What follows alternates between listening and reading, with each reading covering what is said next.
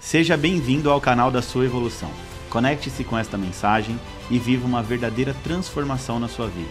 O Evolução Diária de hoje já vai começar. Olá, queridos, bem-vindos à Evolução Diária de hoje, quinta-feira, dia 5 de dezembro de 2024. Eu sou o pastor Vitor Santos e estou aqui para te ajudar no seu processo de evolução. Hoje nós vamos estudar o capítulo de número 9 do livro de 2 Reis, na verdade o segundo livro de Reis. Mas antes da gente entrar aqui literalmente no nosso estudo de hoje, eu quero te pedir bem rapidinho para você curtir, comentar e compartilhar esse vídeo com todos os seus amigos e familiares. Quando você curte, comenta e compartilha, o YouTube entende que esse vídeo foi relevante para você e assim o algoritmo do YouTube acaba entregando para muitas outras pessoas também. Então vamos lá, em nome de Jesus, curte, comenta e compartilha, tá bom? Se a evolução diária tem sido bênção para você, curte, comenta e compartilha. Vamos lá, gente, 2 Reis capítulo 9, tem 37 versículos, o texto diz assim: Enquanto isso, o profeta Eliseu chamou um dos discípulos dos profetas e lhe disse: Põe a capa por dentro do cinto, pegue esse frasco de óleo e vai a Ramote de Gileade. Quando lá chegar, procure Jeú, filho de Josafá, o neto de Ninsi, dirija-se a ele e leve para a sala longe dos seus companheiros. Depois pegue o frasco, derrame o óleo sobre a cabeça dele e declare: Assim diz o Senhor, eu estou ungindo o rei sobre Israel. Então abra a porta e fuja sem demora. Então o jovem profeta foi a Ramote de Gileade. Ao chegar, encontrou os comandantes do exército reunidos e disse: Trago uma mensagem para ti, comandante. Para qual de nós? Perguntou Jeú. Ele respondeu: Para ti, comandante. Jeú levantou-se e entrou na casa. Então o jovem profeta derramou óleo na cabeça de Jeú e declarou: Assim diz o Senhor, o Deus de Israel, estou ungindo a rei de Israel, o povo do Senhor. Você dará fim à família de Acabe, seu senhor, e assim eu vingarei o sangue dos meus servos, dos profetas, e o sangue de todos os servos do Senhor derramado por Jezabel. Toda a família de Acabe perecerá. Eliminarei todos os de sexo masculino da sua família em Israel, seja escravo, seja livre. Tratarei a família de Acabe como eu tratei a de Jeroboão, filho de Nebate, e de Baasa, filho de Aías. E Jezabel será devorada por cães num terreno em Jezreel, e ninguém a sepultará. Então ele abriu a porta e saiu correndo. Quando Jeú voltou para junto dos outros oficiais, um deles perguntou: Está tudo bem? O que esse louco queria com você? Jeú respondeu: Vocês conhecem essa gente e as coisas que dizem. Mas insistiram: Não nos engane, conte-nos o que eles dizem. Então Jeú contou. Ele me disse o seguinte: Assim diz o Senhor, eu estou ungindo a rei sobre Israel. Imediatamente eles pegaram seus mantos e estenderam sobre os degraus diante dele. Em seguida tocaram a trombeta e gritaram: Jeú é rei. Então Jeú, filho de Josafá e neto de Ninsi, começou a conspiração contra Jorão, na época em que este defendeu com todo Israel Ramote de Gileade contra Hazael, rei da Síria. O rei Jorão tinha voltado de Jezreel para recuperar-se dos ferimentos sofridos na batalha contra Hazael, rei da Síria. Jeú propôs: Se vocês me apoiam, não deixe ninguém sair escondido da cidade para nos denunciar em Jezreel. Então ele subiu em seu carro e foi para Jezreel, porque Jorão estava lá se recuperando, e Acasias, filho de Judá, tinha ido visitá-lo. Quando o sentinela que estava na torre vigia de Jezreel percebeu a tropa de Jeú se aproximou, gritou: Estou vendo uma tropa. Jorão ordenou: Chame um cavaleiro e envie ao encontro deles para perguntar se eles vêm em paz. O cavaleiro foi ao encontro de Jeú e disse: O rei pergunta se vocês vêm em paz. Jeú respondeu: Não me venha falar em paz, saia da minha frente. O sentinela relatou: O mensageiro chegou a eles, mas não está voltando. Aí o texto continua: Então o rei enviou um segundo mensageiro. Quando esse lhes disse, o rei pergunta: Vocês vêm em paz? Jeú respondeu: Não me venha falar em paz, sai da minha frente. O sentinela relatou e ele chegou a eles, mas também não está voltando. E acrescentou: O jeito do chefe da tropa de guiar o carro é como o de Jeú, neto de Ninsi, dirige como louco. Jorão ordenou que preparassem o carro de guerra. Assim que ficou pronto, Jorão, rei de Israel, e Acasias, rei de Judá, saíram cada um em seu carro, ao encontro de Jeú, e eles o encontraram na propriedade que havia pertencido a Nabote de Jezreel. Quando Jorão viu Jeú, perguntou: Você vem em paz, Jeú? Jeú respondeu: Como pode haver paz enquanto continua toda a idolatria e as feitiçarias da sua mãe Jezabel? Jorão deu meia volta e fugiu, gritando para Acasias: Traição, Acasias! Então Jeú disparou um arco com toda a força e atingiu Jorão pelas costas. A flecha atravessou o coração e ele caiu morto. Jeú disse a Bidkar, seu oficial: Pegue o cadáver e jogue nesta propriedade que pertencia a Nabote de Israel. Lembre-se da advertência que o Senhor proferiu contra Acabe, o pai dele, quando juntos acompanhamos sua comitiva. Ele disse: Ontem vi o sangue de Nabote, o sangue dos seus filhos, declara o Senhor, e com certeza farei você pagar por isso nessa mesma propriedade. Eles mataram Nabote naquela propriedade, na verdade, tramaram a morte de Nabote, só fazendo aqui um parênteses. tramaram a morte de Nabote ali, né? Jezabel criou toda uma situação, uma mentira, matou o pobre coitado ali porque ele não quis vender a parte da sua herança, a herança familiar para Acabe, né? E aqui Deus disse, aqui mesmo toda a sua descendência morrerá. Agora então pegue o cadáver, jogue na propriedade conforme a palavra do Senhor. Vendo isso, Acasias, o rei de Judá, na direção de Bet-Agã, mas Jeú o perseguiu gritando, matem-no também. Eles atingiram seu carro de guerra na subida de Gur, perto de Ibleá, mas ele conseguiu fugir-se em Meguido, onde morreu, refugiar-se em Meguido, onde morreu. Seus oficiais o levaram até Jerusalém e o sepultaram com seus antepassados no túmulo na cidade de Davi. Acasias havia se tornado rei de Judá no 11º ano de Jorão, filho de Acabe. Em seguida, Jeú entrou em Jezreel. Ao saber disso, Jezabel pintou os olhos, arrumou o cabelo e ficou olhando de uma janela do palácio. Olha o nível dessa Jezabel. A mulher sabia que ia morrer, que tinha gente vindo para matar ela. O que ela fez? Passou uma maquiagem, arrumou o cabelo e ficou olhando da janela do palácio dela. Quando Jeú passou pelo portão, ela gritou, como vai, Zinri, assassino do seu senhor? Prepotente, arrogante, né? Que coisa, que demônio. Quando ele ergueu os olhos e viu pela janela, gritou, quem de você está do meu lado?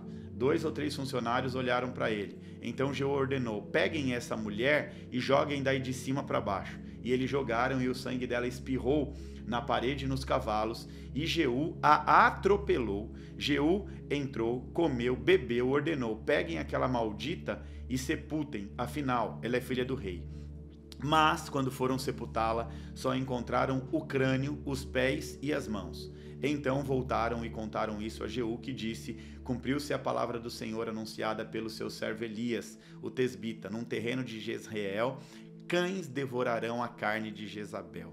Os seus restos mortais serão espalhados num terreno de Jezreel, como esterco no campo, de modo que ninguém será capaz de dizer, esta é Jezabel. Olha que forte o texto de hoje, chama muita atenção, né? O nível da arrogância, da prepotência dessa Jezabel. Vamos entender o texto, gente? 2 Reis aqui vai narrar alguns eventos dramáticos e decisivos aqui para a história de Israel, marcados pela execução e pelo julgamento divino contra a casa de Acabe, conforme predito, profetizado anteriormente pelo profeta Elias. O capítulo aqui vai abordar a unção de Jeú como rei sobre Israel e a sua subsequente missão para eliminar a idolatria e restaurar a justiça. O profeta Eliseu instrui um de seus discípulos, um de seus servos, um de seus profetas, a ungir Jeú como rei de Israel. O jovem profeta vai a Ramote de Gileade, unge Jeú em particular e proclama que ele foi escolhido por Deus para destruir a casa de Acabe e vingar o sangue dos profetas e servos do Senhor inocentes derramado pela Jezabel. Após a unção, os companheiros de Jeú reconhecem Jeú como rei. Jeú lidera uma conspiração contra Jorão, filho de Acabe, que estava se recuperando dos ferimentos em Jezreel. Quando ele encontra Jorão, Jeú declara que não pode haver paz enquanto a idolatria e a feitiçaria da Jezabel prevalecer. Jeú mata Jorão com uma flecha, cumprindo a profecia contra a casa de Acabe. Acasias, o rei de Judá, e aliado de Jorão, tenta fugir, mas Jeú o persegue, o fere. Acasias morre num lugar chamado Meguido. Jeú entra em Jezreel, onde ele encontra Jezabel, que na tentativa de desviar a atenção dele com vaidade, com ironia, Jeú ordena que ela seja jogada da janela pelos seus próprios servos. Jezabel cai, morre e os cães comem o seu corpo, cumprindo a profecia de Elias, que ninguém se lembraria da Jezabel com dignidade, tá? Então essa aqui é a interpretação do texto de hoje. Aqui nós temos alguns temas principais, tá bom? Antes da gente entrar na lição de aplicação prática. Primeiro, Deus cumprindo as profecias contra a casa de Acabe, devido toda a idolatria e a maldade de Jezabel. Jeú é usado como um instrumento de Deus para restaurar a ordem e a justiça em Israel. E por fim, essa história aqui demonstra que a idolatria e a rebeldia contra Deus tem graves consequências, tá? Esse capítulo, na verdade, é um marco da transição política e espiritual de Israel e vai mostrar o zelo de Deus pela justiça e pela fidelidade. Aplicação prática, gente. O capítulo aqui vai destacar como Deus usa pessoas dispostas e zelosas para cumprir a sua vontade. Esse Jeú aqui fez tudo conforme foi ordenado pelo profeta. Ou seja, o servo de Eliseu unge e fala, faz isso, isso, isso. Do jeitinho que ele falou, Jeú obedeceu fielmente a palavra de Deus por meio do profeta.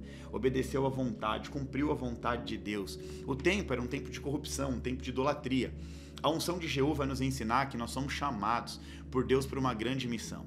A missão dele era libertar o povo daquela idolatria, daquela corrupção maldita. E com isso nós precisamos responder com coragem, determinação e obediência. Quando nós somos chamados por Deus para fazer alguma coisa, seja o que for, desde os mínimos detalhes, tá? Que quando nós falamos em ser chamados por Deus, muitos acham que vão ser pregadores, pastores, profetas. Gente, não é só isso. Tá? Não é só isso. Nós olhamos por nós temos uma visão, né, que aponta até para o natural, mas Deus quer nos usar na nossa vocação, no nosso dia a dia, no nosso trabalho, na nossa casa, na nossa família, trazer a ordem e a decência por onde a gente passar. Então, assim como Jeú, a gente precisa reconhecer que Deus nos chama para propósito específico. Cada um de nós carregamos um propósito de vida muito específico, né? A Bíblia diz, o espírito pronto, mas a carne é fraca. Nosso espírito está pronto para o cumprimento do nosso propósito, não é o propósito do outro. E Deus espera que para o nosso propósito nós possamos agir com zelo, sem hesitação, porque quando a gente é chamado para corrigir aquilo que está errado, seja em nossa vida pessoal ou no ambiente que a gente vive, a gente precisa fazer a vontade de Deus, corrigir o que tem que ser corrigido. O exemplo de Jeú aqui, Jeú vai nos ensinar 3 lições importantes. Se você gosta de anotar, anota aí. A primeira lição, reconhecer o chamado de Deus. Ou seja, antes de agir, antes de fazer qualquer coisa, é necessário ouvir e reconhecer a voz de Deus. Jeú, ele sabia que a unção não era por acaso, mas partir de um plano divino, um plano de Deus. E da mesma forma, eu e você, nós precisamos discernir o propósito que Deus tem para a nossa vida, seja no trabalho, na nossa família ou na nossa igreja. O que eu disse anteriormente, o nosso chamado pode ser um chamado para a nossa vocação, para o nosso trabalho, um chamado para servir na igreja local, um chamado para restaurar a nossa família. Então nós precisamos reconhecer a voz de Deus e antes de fazer qualquer coisa, ter a certeza da orientação divina, tá bom? A segunda lição aqui que a gente aprende com Jeú é que nós precisamos ter coragem para agir. Gente, eu sempre digo que a grande sacada da Bíblia é colocar em prática, é levar a palavra à ação, é sair da teoria e colocar na prática. O chamado de Deus muitas vezes vai exigir que a gente enfrente situação difícil. Jeú enfrentou reis e pessoas poderosas.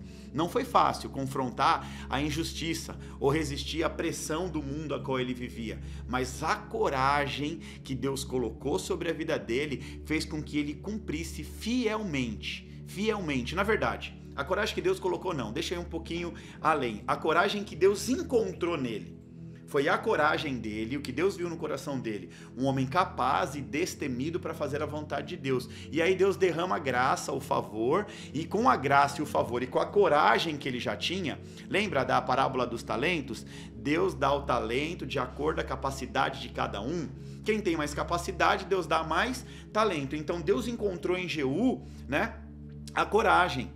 Ele estava capacitado na coragem, ou seja, ele sabia tirar da prática ou da teoria e colocar na prática. Era um cara que fez acontecer, ou seja, Deus falou, vai meu filho, ele foi, e ele confrontou a injustiça, ele resistiu toda a pressão que rodeava ele, né? E essa coragem que ele tinha fez com que Deus fizesse uma grande obra através da vida dele. E a terceira e última lição que nós podemos aqui observar, né?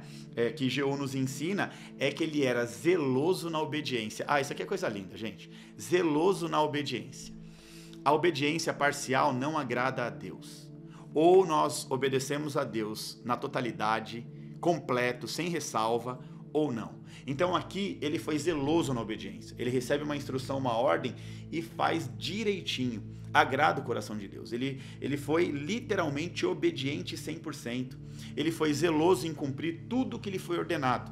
Isso vai nos lembrar que nós devemos seguir os comandos de Deus com integridade, com compromisso.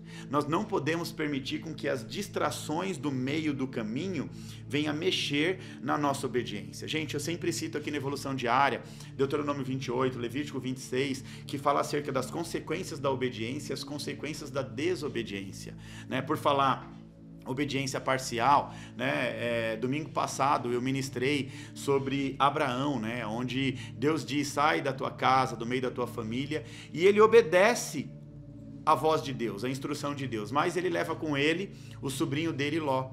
No meio do caminho ele tem que resolver um problemão, que era se distanciar de Ló, porque nesse meio tempo que ele caminha com Ló, acontece que ele prospera muito, e essa prosperidade estava gerando confusão e briga entre ele e Ló, entre os pastores dele e os pastores de Ló, os funcionários dele, de Abraão, e os funcionários de Ló. Aí ele tem que enfrentar uma briga, né? A consequência de uma obediência parcial na vida de Abraão. Primeiro, teve que enfrentar uma briga com o próprio sobrinho. E segundo, o desprezo de Deus, porque a Bíblia diz que enquanto ele não se separou de Ló, Deus não falou mais com ele, ou seja, Deus ficou em silêncio até que ele resolvesse o problema.